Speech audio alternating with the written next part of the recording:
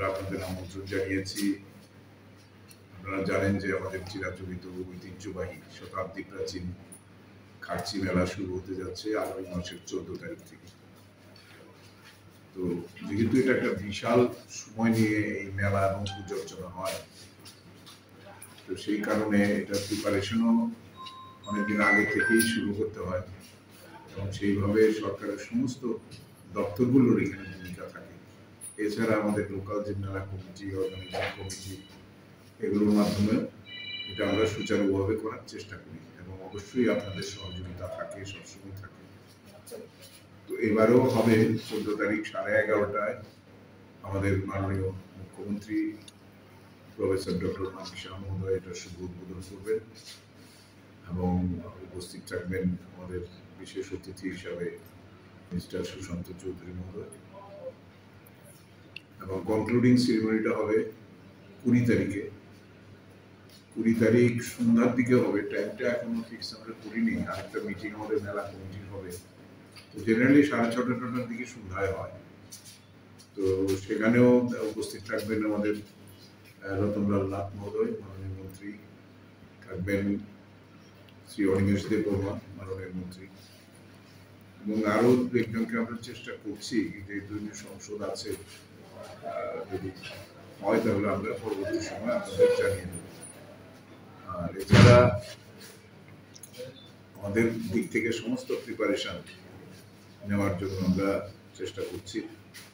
আশা করি সমস্ত দপ্তরের এবং এলাকার জনগণের সহযোগিতায় অন্যান্য বছরের মতো এবারও আমরা ঠিকভাবে এটা পালন করতে পারব।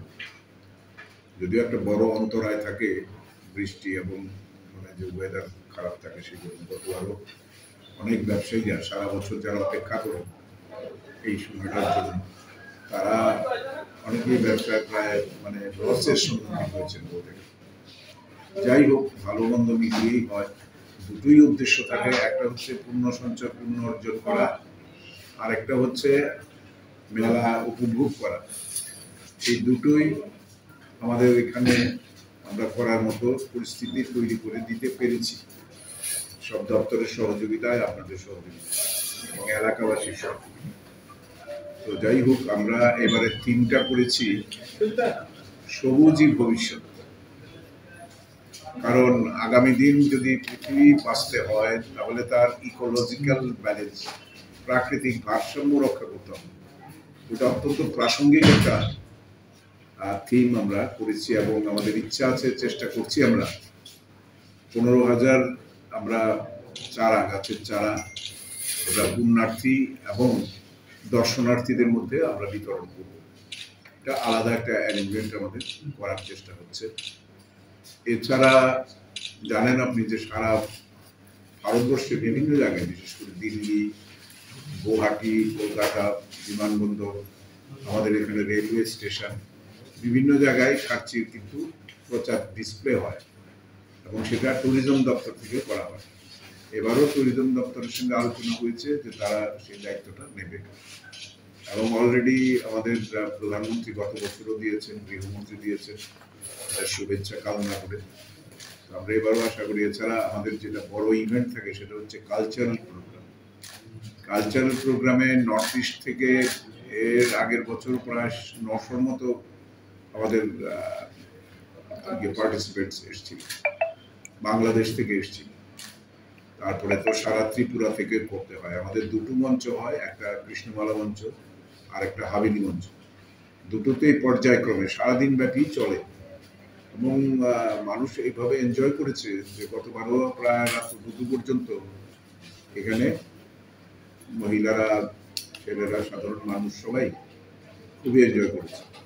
তো এই দিনটার জন্য সবাই অপেক্ষা করে থাকে। এছাড়া আমাদের ফুড কোর্টও হবে, যেখানে ট্র্যাডিশনাল ফুড মিলবে, সেটাও। এছাড়া লাইটিং, মন্দির রং করানো, ব্রিজ রং করানো, নাকা পয়েন্ট তৈরি করা।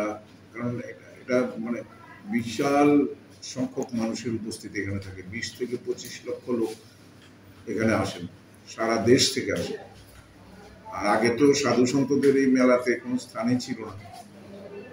আমরা আসার পর যখন তৈরি শুরু করেছি, তখন আমরা তাদের খাওয়া দাওয়া, থাকার সমস্ত ব্যবস্থা আমরা করেছি।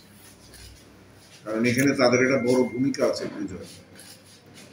এছাড়া আমরা আরেকটা জিনিস করি, সেটাও কোনোদিন আগে হয়নি, সেটা হচ্ছে আমাদের এই এলাকার বিধানসভা কেন্দ্রের প্রতিভাবান প্রতিভাময়ী ছাত্র ছাত্রী যারা খুব কৃতিত্বের সঙ্গে খেলাধুলা বা মানে পড়াশোনায় ভালো আউটস্ট্যান্ডিং রেজাল্ট করেছে, তাদেরকে আমরা সম্বর্ধনা দিই। এছাড়া দিব্যাঙ্গ শিশুদেরও আমরা সম্বর্ধনা দিয়ে সমাজের মূল স্রোতে তাদেরকে টেনে আনার একটা চেষ্টা করি। কারণ তাদের ভিতরে একটা বিচ্ছিন্নতা বোধ কাজ করে, কারণ তারা মনে করে এটা হয়তো ঈশ্বরের অভিশাপ বা সমাজের অভিশাপ, বাপ মারা সংকুচিত হয়ে থাকেন। কিন্তু পৃথিবীর ইতিহাসে কথা বলে যে বহু প্রতিবন্ধী যারা নোবেল শুধু পায়নি, যারা পৃথিবীকে অনেক কিছু উপহার দিতে পেরেছে নতুন আবিষ্কারের মাধ্যমে এবং নতুন নতুন পন্থা পদ্ধতি এগুলো আবিষ্কারের মাধ্যমে। তো আমরা চেষ্টা করছি। এছাড়া আমাদের এখানে যে ট্রাফিক কন্ট্রোলের জন্য সিএনজি স্টেশনটা বন্ধ থাকবে বেলা 2টো থেকে রাত্রি 2টো পর্যন্ত। ভারী ট্রাক, হেভি ভেহিকলস যেগুলো আসে জিরানীয় হয়ে, সেগুলো ট্রাক টার্মিনাসে ওখানে আমরা আটকে দেওয়ার জন্য বলেছি, যাতে এই রাস্তাগুলোর উপরে প্রেশার না পড়ে। সবই ভালো আছে, একটা জায়গায় আমরা পারিনি এখনো, সেটা হচ্ছে বলদাখাল রোডটাকে ভালো করার জন্য বহু চেষ্টা। এই যে পিএমজিএসওয়াই এর সেদিনও মিটিং আমরা অনেক কড়াভাবেই তাদেরকে বলেছি, কাজটা করছে না। আমি সিএম এর কাছে বলেছি, এখন চেষ্টা হচ্ছে এটা যাতে, কারণ যেরকম প্যাচ রিপেয়ারিং করে এতে একটু জল পড়লে বৃষ্টি, আমাদের মেডিকেল টিম থাকবে একদম সকাল থেকে রাত্রি পর্যন্ত। এছাড়া আমাদের দমকল থাকবে, প্রায় 150 থেকে 200 স্কাউটস অ্যান্ড গাইডস থাকবে, 700 থেকে 800 টিএসআর জওয়ানরা থাকবে। তারা ক্যাম্পমেন্টগুলোতে বিভিন্ন জায়গায় আইন শৃঙ্খলা রক্ষার কাজে ব্যস্ত থাকবে। বিভিন্ন স্কুলগুলো অলরেডি আমরা বলেছি পরীক্ষার সময়সূচি বদল করার জন্য এডুকেশন ডিপার্টমেন্টে, যাতে অ্যাকচুয়ালি ওই টাইমটা, কারণ এত জওয়ান রাখার জায়গা আমাদের কাছে নেই। আমাদের পল্লী মঙ্গলে রাখতে হয়, ওল্ড আগরতলা ইংলিশ মিডিয়াম স্কুলে রাখতে হয়, হেমন্ত স্মৃতি যেটা ডিসি পাড়া সেখানে রাখতে হয়, তারপরে এইদিকে তুলাকোনার যে স্কুল আছে, কলেজটা পাওয়া যাবে না, এবার সেগুলোতে আমরা রাখি। প্রায় 4-5টা স্কুল লেগে যায়। তাদের জন্য অ্যারেঞ্জমেন্ট রাখতে হয়, তাদের জন্য রান্নাবাড়ির অ্যারেঞ্জমেন্ট, জলের অ্যারেঞ্জমেন্ট, টয়লেট ক্লিনিং, এগুলো যেটা মিউনিসিপ্যালিটির সঙ্গে আমরা কথা বলেছি। কালকে ওরা আসবে কমিশনার, কালকে আমরা আবার স্পট ভিজিট করব। তো আশা করি আপনাদের সবার সহযোগিতায় আমরা এবারও এটা সফলভাবে করতে পারব। স্টল কি বাড়ানো হয়েছে না? গতবার যা ছিল তাই থাকবে? জায়গা তো বাড়ে না ভাই, স্টল বাড়ানোর তো কোনো সুযোগ নেই। যা হয় মোটামুটি 500-600 হয় না।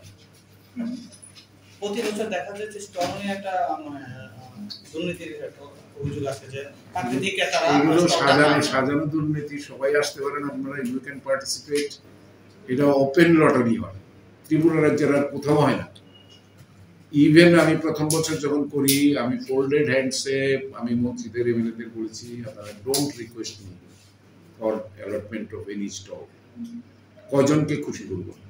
এইখানে ধর্মনগর থেকে লোক আসে, সাবরুম থেকে লোক আসে, শিলচর থেকে লোক আসে, গুয়াহাটি থেকে লোক আসে।